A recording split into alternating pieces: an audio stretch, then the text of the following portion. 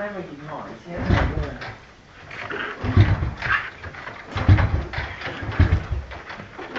Thượng thiện. Chưa nên đâu. Nên gì đâu.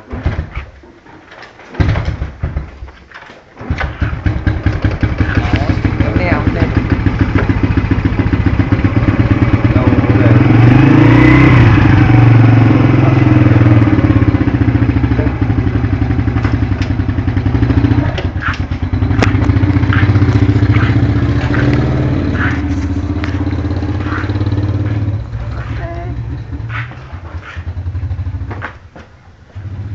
Thành quả của hôm nay đây.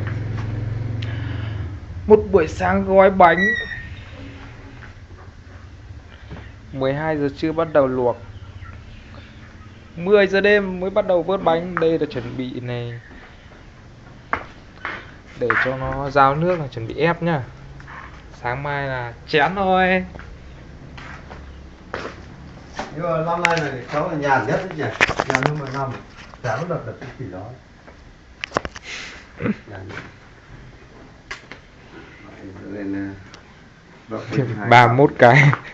Sợ là nó lên nhiều nhỉ. không, nói con nhà mình nó đúng bố vậy nhưng nó nhiều cái bí ẩn. Đây là bác Vinh, vợ chồng con Nga này, anh Huỳnh này, hết chỗ này rồi. Còn đây thì chả biết thằng ngoại của mẹ ấy là chỗ Bắc Quang, trên đấy thì bác không gói. Bố muốn Tết bác cặp để thả đi của lý ở chỗ bố với bác.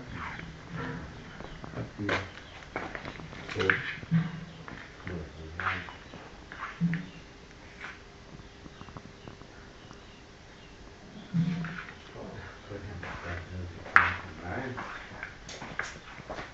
Lớn thì tượng tiếp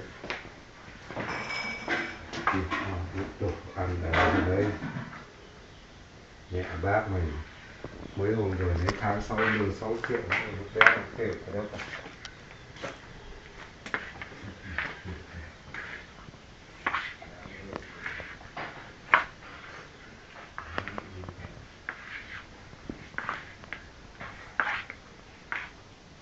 Cho mẹ nó rồi ấy chứ không là bên đấy mẹ bắt rồi đi mà chiều bố khóa rồi về thu dọn về nghỉ ngơi thì ngày mai thu dọn cứ so nổi để điện cứ để cái này để điện gánh được người thứ bố đi bố bắt được mai dọn. Còn này sáng mai ví dụ này tiệm nó đèo mẹ đi Tết, ngày mai đi Tết cho xong.